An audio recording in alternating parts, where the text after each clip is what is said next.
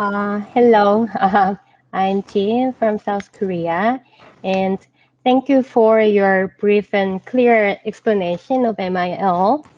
And for me, the concept of MIL is so difficult to understand and so vast that if someone asks me, like, what competencies do you want students to have, or why do you teach such the topic? And I thought maybe I have to think about it more and I have to define myself as you asked us to do today. And it was really, really good to think about my own definition about MIL.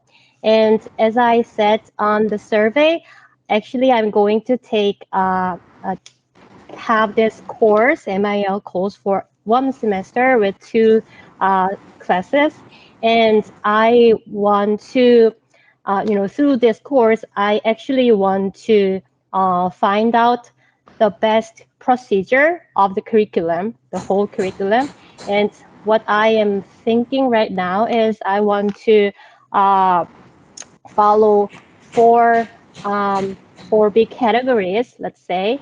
And first, I want to, and the theme of the first part would be knowing the media and MIL, because students would be similar to me, like they know what media is, but they actually have to define what it is and what competencies they have to have. And the second part would be how to understand and like categorize various media, because we have traditional media and lots of social media and different types of media. So to know about it, and then I want my students to know the ethics and specific practices for like their own independent media life.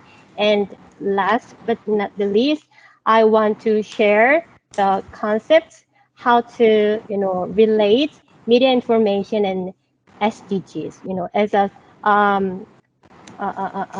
global citizens, I want them to think about SDGs and how to practice SDGs through their own social media. So that's my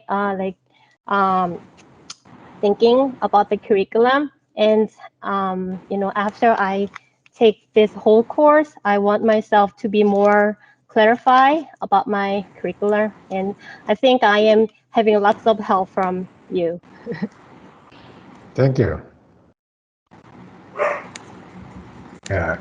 Thank you so much, Yon, for your input and for your good analysis. Well, actually, there's going to be a training after this, and that is where the integration comes in. How do you integrate MIL into curriculum? I think that one is coming after this presentation, maybe on Thursday. But the idea here is that you will see in that training a lot of options.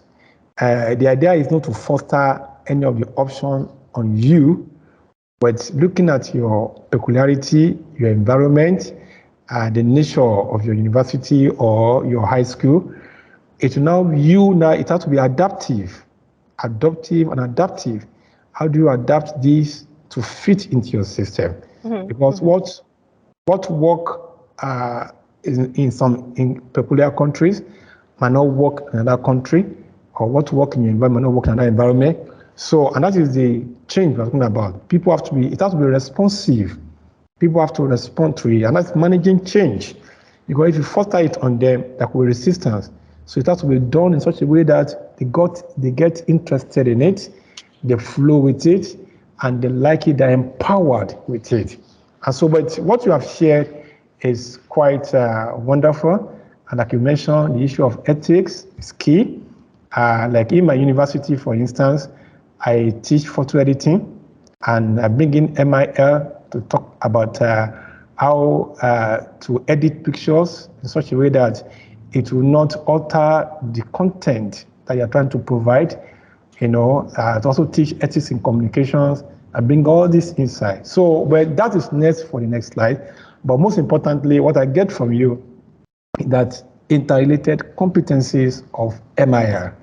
That MIL is not just one set of competencies, it's all sets of competencies, irrespective of the media you are talking about, that social media, whether conventional media, whether traditional media, whether legacy media, whether digital medias, and how they can be empowered to use all these things for good.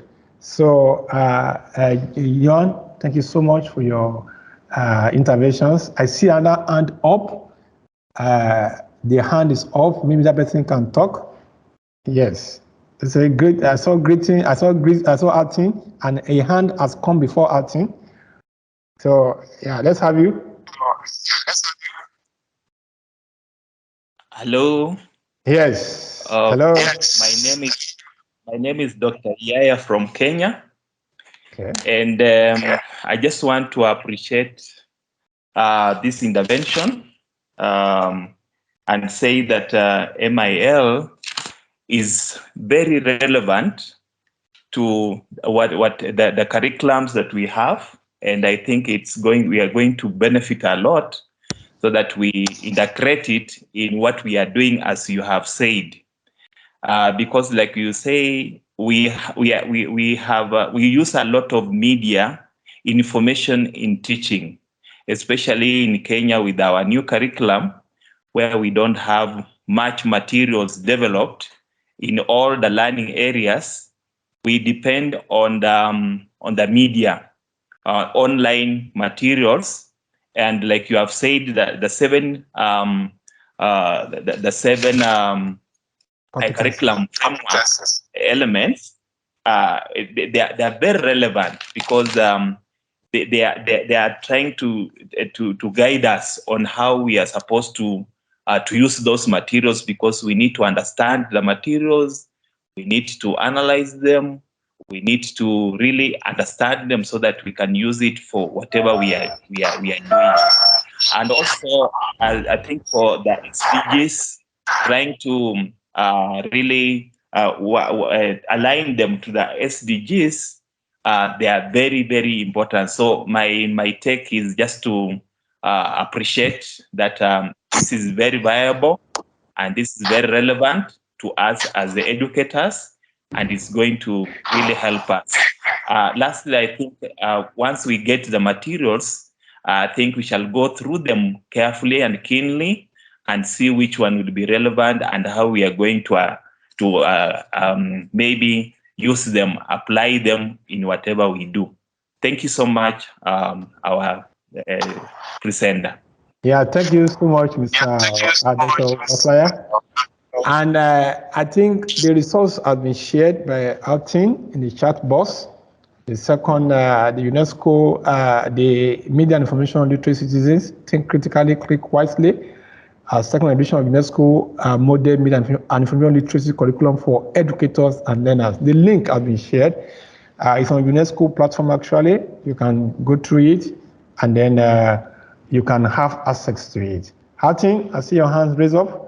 Yes, if Dr. Onema permits me, he's the one chairing, but I just wanted to intervene very, very briefly, in response to Jian Hun, who spoke earlier, and also the doctor that spoke after her. As we continue with the training and with this dialogue, we want to highlight some of the pitfalls as well. We're talking about some of the things that you should do and some of the things that you should be conscious of as you go about adapting your curriculum. I think Yoon raised a very important point about looking at the core, or how do you go about looking at the core content. A pitfall usually is trying to find a all-inclusive definition of media and information literacy. It's very, very difficult to do because there's so many different entry points to media and information literacy. And so for UNESCO, we really encourage not so much a definitional approach, but a descriptive approach. What are the core competencies of media and information literacy?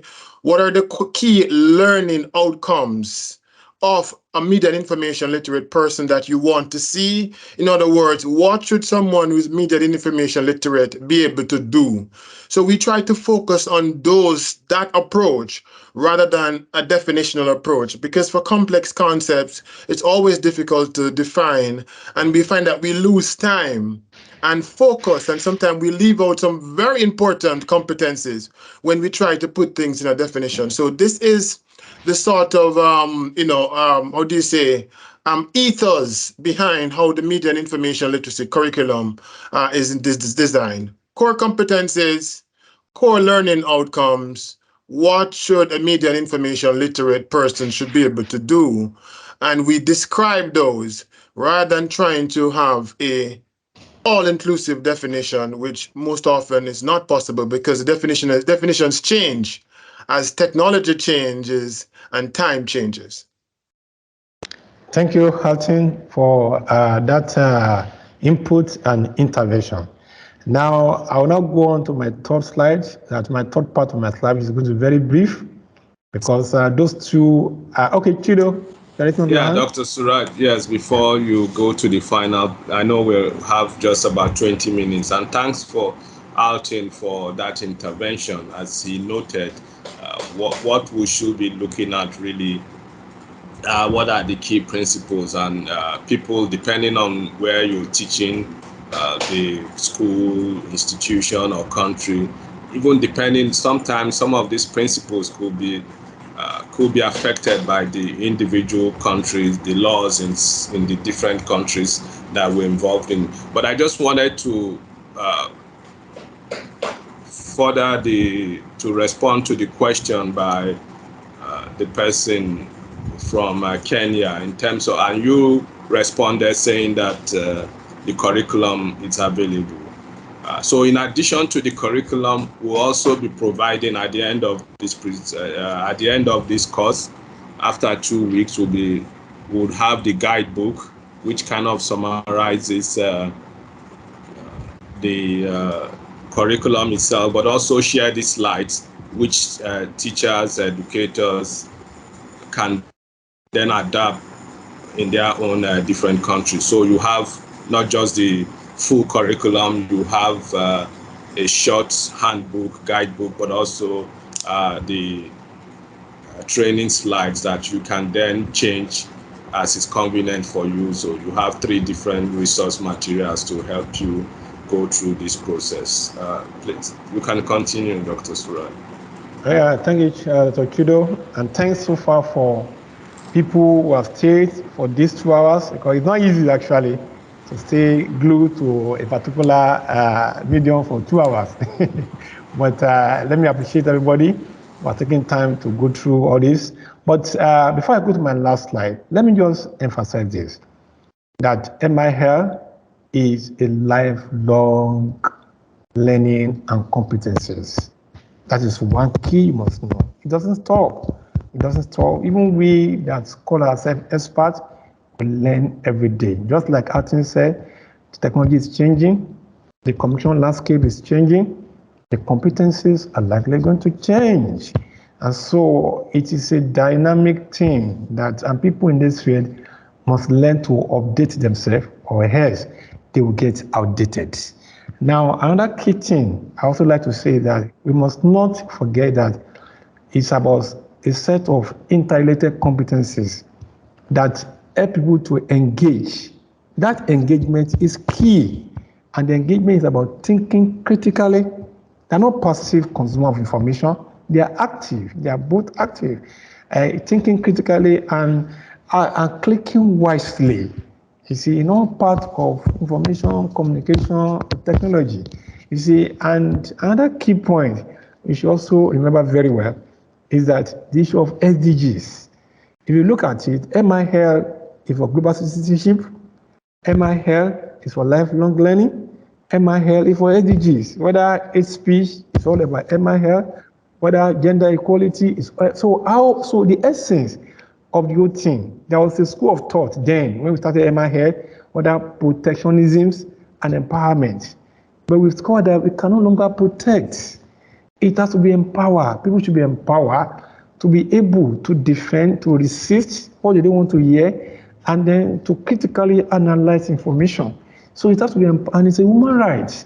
It's about civic engagement. The only way people can participate fully in this 21st century is when they are fully, when they have that competencies, they can access information, they can locate it, they can evaluate it, you see, and they can use it, they can produce it, they can they can do the critical thinking about it, they can dialogue with it, and they can share it effectively, ethically. That is the only way citizens can be well engaged in 21st century. So in short, it comes to play that we're not talking just about curriculum, we're talking about people acquiring life skills that can make them to be fully participant in the 21st century. That is the essence of the whole thing. And that is why when they acquire that competency, they can engage, they can, SDGs can be well implemented, they can become global, they can learn, they can do self-learning, their mind can be stretched, they can reason very well. And these are key issues. Well, hopefully, I hope all these things will go along as we talk. So the last slide is talking at the last